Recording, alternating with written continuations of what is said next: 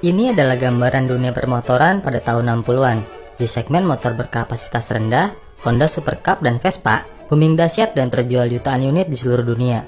Setelah booming Super Cup, Honda sebenarnya sudah punya rencana untuk melanjutkan tren kesuksesan tersebut di segmen motor berkapasitas besar. Tapi sayangnya, rencana tadi salah diartikan oleh empunya pabrik sendiri.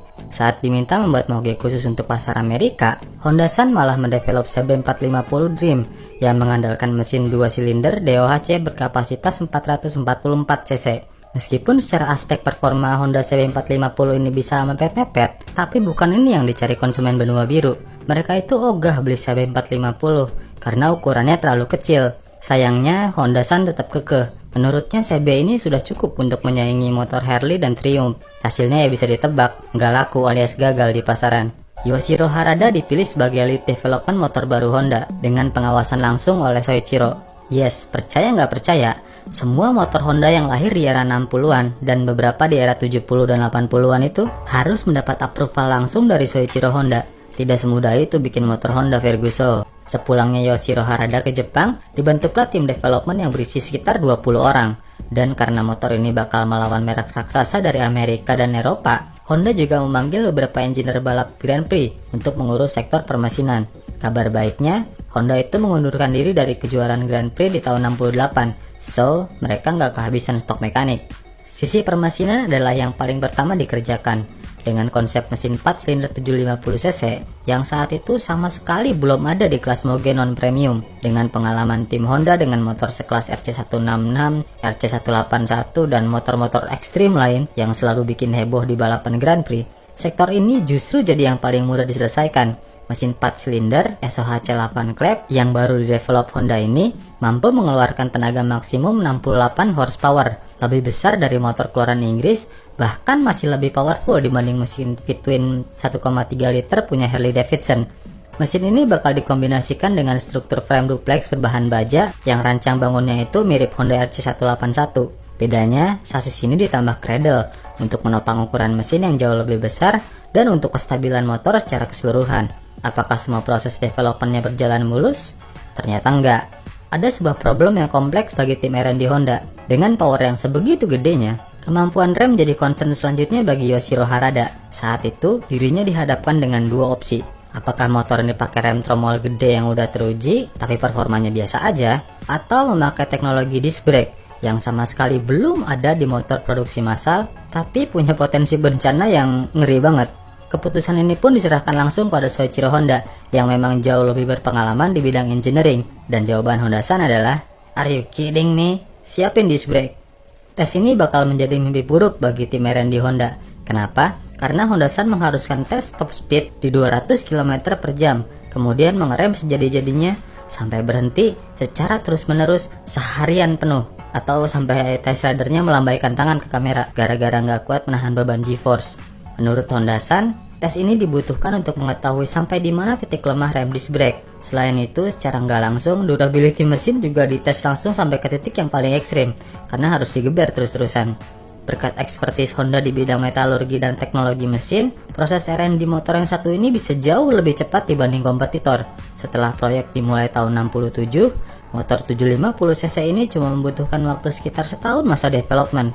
Karena pada November tahun 68, versi prototipe yang bernama Honda CB750 tampil untuk pertama kalinya ke depan publik di pameran Tokyo Motor Show. Setelah melewati beberapa penyempurnaan, pada bulan April 69, generasi CB series terbaru ini sudah siap untuk diterbangkan ke benua biru. Di luar dugaan, pihak Honda justru merilis CB750 pada pameran British Motorcycle Show di Brighton tahun 69. Uniknya, motor yang dipamerkan justru menggunakan tipe stang lebar ala motor untuk pasar Amerika Serikat. Wartawan Inggris yang terkenal kerap memihak motor lokal bahkan takjub melihat sosok Honda CB750. Bukan cuma jauh lebih advance dari sisi teknis dan teknologi, sang CB terbaru ini juga jauh lebih powerful dan gokilnya bahkan jauh lebih murah dari motor-motor lokal mereka. Padahal CB750 ini statusnya impor dari Jepang loh. Thanks untuk media Inggris yang punya level dewa dalam hal publikasi, market di Amerika pun semakin penasaran soal CB750. Baru di bulan Juli 69, Honda Amerika secara resmi mengimpor CB750 ke hadapan konsumen dengan target jualan saat itu sekitar 1.500 unit atau sekitar 5% dari total market share. Sebulan berselang, prediksi tadi benar-benar salah besar. Permintaan Honda CB750 itu bukan 1.500 unit per tahun, tapi 3.000 unit per bulan dan terus bertambah memasuki awal tahun 1970. Kondisi ini membuat pabrik Honda di Hamamatsu bekerja siang malam untuk memenuhi permintaan dari satu market doang. Terlebih karena saat itu Honda masih menggunakan teknik sand casting ala motor balap untuk proses pembuatan komponen mesin. Soichiro Honda pun kemudian turun tangan, kemudian menginvestasikan mesin diecast terbaru yang membuat proses produksi jadi jauh lebih efisien. Honda CB750 ini mendapat rating yang luar biasa tinggi di seluruh pasar sepeda motor global. CB ini jadi yang pertama mengaplikasikan mesin 4 silinder high performance plus rem cakram disc brake di motor produksi massal.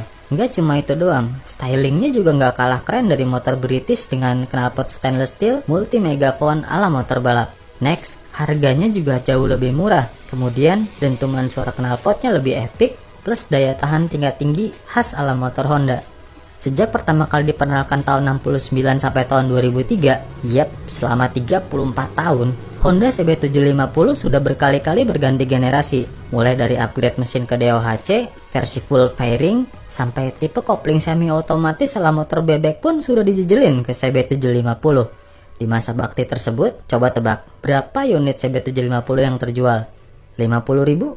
100.000? Nope. Motor ini terjual lebih dari 556.000 unit di seluruh penjuru dunia. Gila.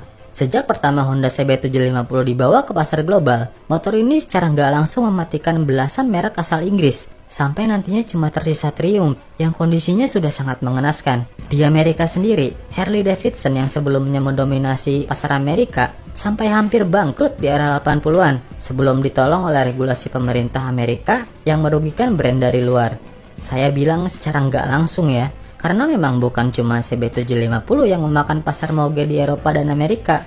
Berkat sang CB yang mengubah pandangan orang terhadap merek Jepang, gelontoran pesaing moge lain dari negeri Sakura mulai berdatangan menjajah benua biru.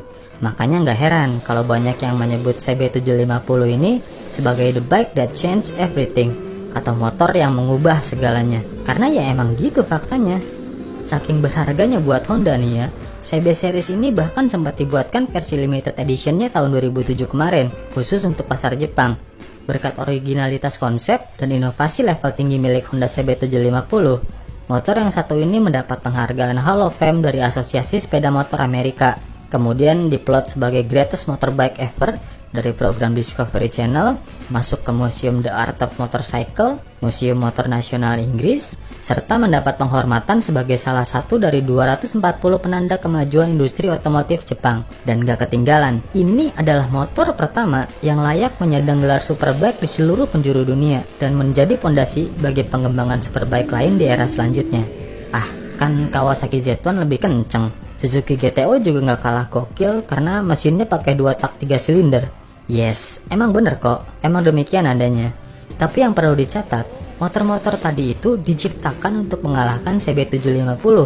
Sementara CB750 sendiri, motor ini tuh diciptakan untuk mengubah industri motor dunia, mengubah pandangan pasar global terhadap merek-merek motor dari Jepang, yang sekaligus menjadi jalan pembuka untuk merek Jepang lain bersaing ke pasar global. Tanpa motor ini, percaya deh, kalian gak bakal pernah kenal yang namanya Honda CB.